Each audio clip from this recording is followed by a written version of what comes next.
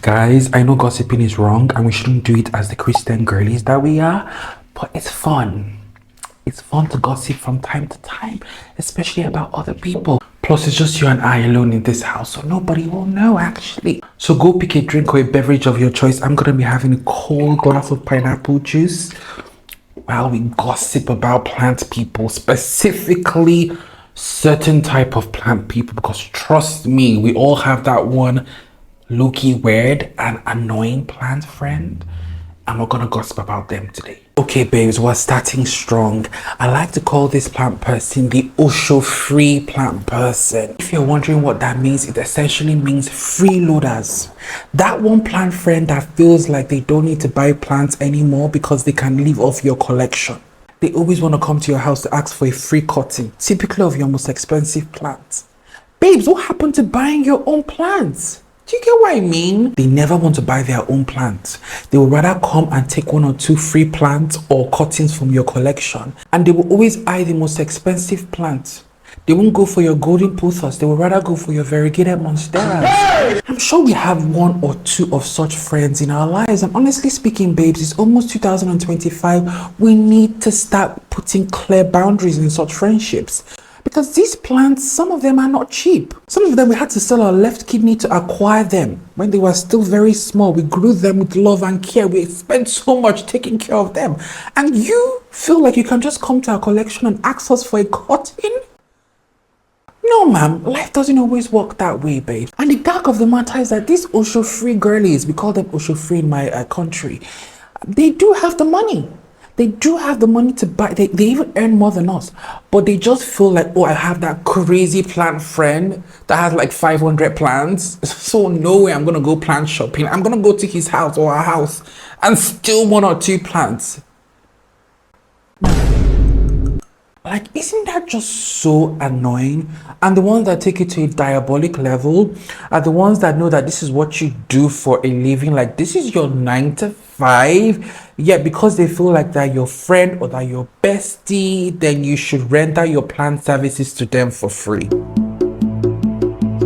In this economy, in this hard times, they'll be like, oh babe, can you help me report this plant? And when you tell them that, okay, to report this plant, I'm gonna charge you like a service charge of like $20, they're stunned. They're like, hang on, you're charging me, but we're besties.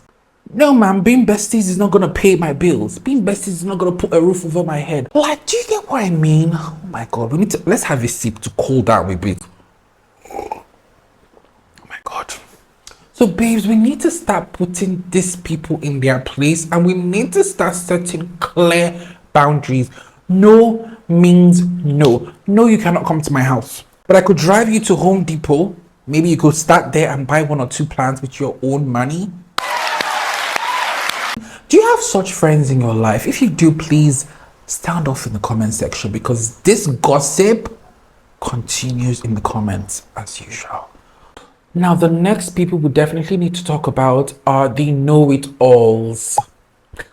The people that feel like they know everything in this plant world. They're the ones that are going to tell you that, oh, Sansevieras have been reclassified into Dracaenas. Babes, I know. But I still choose to call them Sansevieras. They're the ones that act like they have a degree in botany. When at the end of the day, we're all just, winging it. We all don't categorically know what we're doing. We're just, working based off of experience. None of us have degrees in botany. Shout out to you if you do. Shout out to you if you do, by the way. But none of us have degrees in botanies or even certifications in horticulture. We are just winging it. Right? So babes, before you remind me that Sansevieras have been reclassified, before you go all technical on me, ask yourself, where's your degree? Where's your degree in botany? You studied economics. You didn't study botany.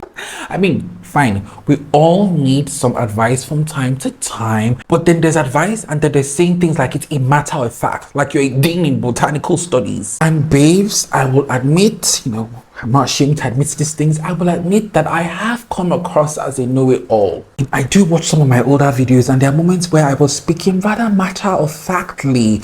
I'm like, babes, where's your degree?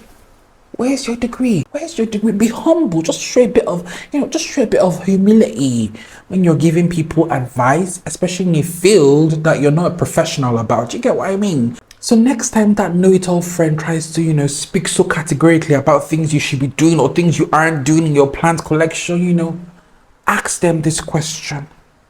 Where's your degree? Where's your degree? I should silence them. Rubbish. Okay, so babes, the next one we're gonna talk about, and I actually find these people annoying, like, oh my goodness gracious. It's those that always feel like they need to propagate a plant. Babes, hear me out. Like, you see a full, beautiful, lush plant, and the next moment you're bringing your scissors, you're bringing your gardening shears, and you're chop, chop, chop, chop, chop, chop.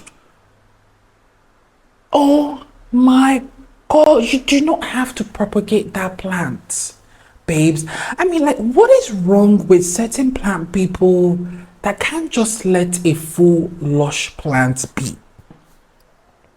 What is going on with your lives? Like, babes, like, I'm sorry, I'm taking this a bit personal, because what, you just see a beautiful full lush plant and you immediately bring your scissors and you're like, let's chop this, chop. Oh my God, is this who we are? Is this what we represent? Half of the time, 90% of those propagations die. Maybe only one survives, and it takes like 5 years for that one to become as full as it was before. So what was the point?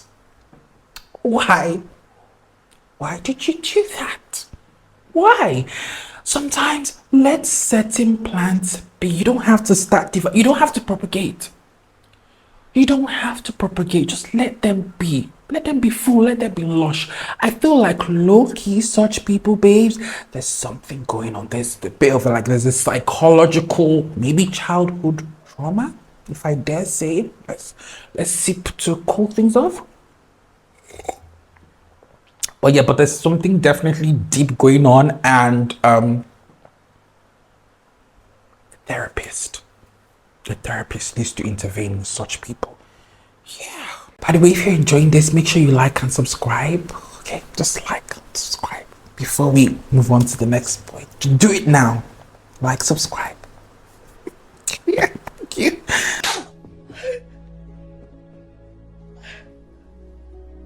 Okay, this one, I know we're gonna sound like haters talking about these guys, but maybe we're haters, maybe we're low-key haters, and that's fine. But people that only have rare plants in their collection. Why? Let's talk about them, babes. That one plant friend that you go to their collection and all they have are rare plants, rare variegated plants. All they're obsessed with is rare plants. Are you really a plant person? Or are you just trying to impress us? Are you just trying to, gatekeep? Are you just trying to be exclusive, and mysterious by focusing on rare plants alone? And the fact of the matter is that people whose collections are entirely rare plants, like, no shade, and I know I probably sound like a hater, but whatever, their collections always look scanty. Like, it looks scanty because these rare plants are like the size of just so tiny, and they put them in their IKEA cabinet and they're like, oh.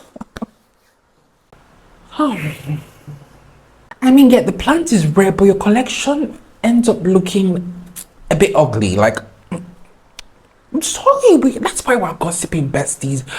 We have to say these things. It's the truth. Am I lying? Clap if you find it offensive, clap. I mean, at the end of the day, do what makes you happy, but if you're hyper fixating on just rare plants, babes, then I'm gonna be side-eyeing you, and I'm gonna keep gossiping about you. Yeah, I'm gonna keep doing that. It's quite nice. Gossip always feels nice when you're drinking something. We're gonna have to talk about these plant people. I call them the Dululu plant people.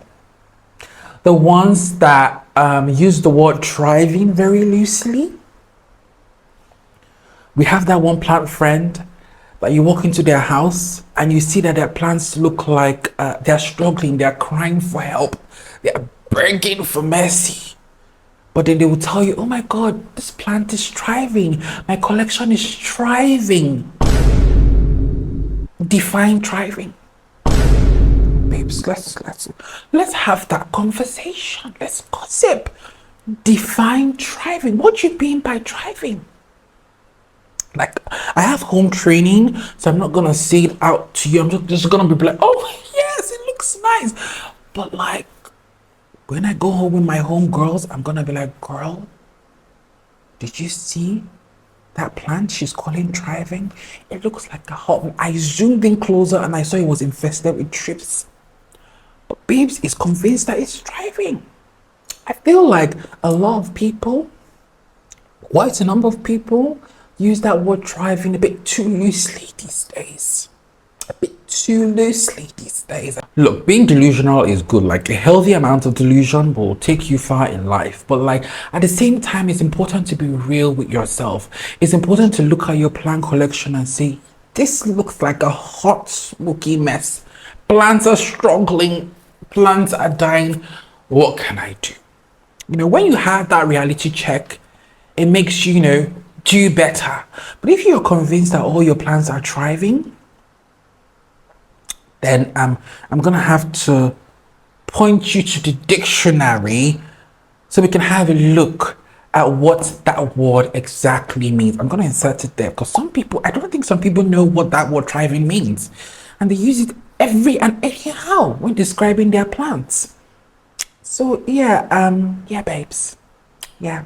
Oh, now speaking of hot mess, oh my goodness gracious, babes, we need to talk about that one plant friend whose collection always looks like a friggin' hot mess. And it's not like the collection is struggling or is pest infested. It's just that it is not properly arranged and it is not properly displayed. You go to their house and there are plants every freaking where. There are plants on the floor. And you're like, babes, haven't you heard of a shelf? Can't you like get one of those IKEA shelves, and just put your plants there? Can't you display them in a way that looks a bit more palatable? We all have that friend. And the gag about such people is that they keep buying plants. They will buy everything except a shelf. They will buy every single plant there is except a shelf to properly display those plants. In fact, for Christmas, I think you should actually buy them a shelf. Let's help them. Tell them the truth. Tell them that, babes, look, you have a nice collection. You have some cool plants, but they look like a hot mess because they're displayed in a very chaotic way. They're making your house look ugly. Your house, I can't even take a proper selfie here. It's looking unkempt. Let's get you a shelf. Let's arrange these plants. Get you a shelf. Don't buy any plants until you've gotten several shelves. I display these plants in a more beautiful way. I don't know about you, but I'm very, very particular about how my plants are displayed. I like to have them curated and displayed beautifully. You don't have to be as extreme as me, right? You get what I mean, babes? But just like display them in a way that doesn't look like a mess. Doesn't look chaotic. Oh, now, babes, this one also gets to me, and I'm sure it gets to you as well. Plant people that do the most when they see a pest on their plant. They will literally be like, oh my God, what is that? That's a mealybug. And the next moment, they're going to douse the whole plant in acid, douse the whole plant, set the whole plant on fire because they're trying to treat one mealybug. It doesn't have to be that deep. It doesn't have to be that serious. Sometimes all you need is just get your neem oil, get your systemic, and just you're good to go. Why are you making it seem like it's such a deep, severe situation when you encounter a mealybug? Why? They will now go the extra mile to isolate their plant for 2 weeks. Really? Don't you have other things to do with your life? It's not that deep. Like, no, besties, let's be real. Like, ain't nobody got time for that. Like, if you have a large collection of plants, or if you have plants, pests are part of the territory. So stop acting aghast when you see pests and stop making it seem like you've seen a ghost. Just get your freaking like systemic, get your like spray bottle, pump, pump, pump, and you're good to go. Like, do you get what I mean? So, babes, it was lovely gossiping with you, but I think we're done. We gossiped enough for today. Actually, we might even make this a bi-monthly thing when we come together twice or maybe once a month and gossip about the plant community. Let me know if you want to make this a regular thing. If you enjoyed this video, like and subscribe, all that good stuff. And I'll see you in the next one.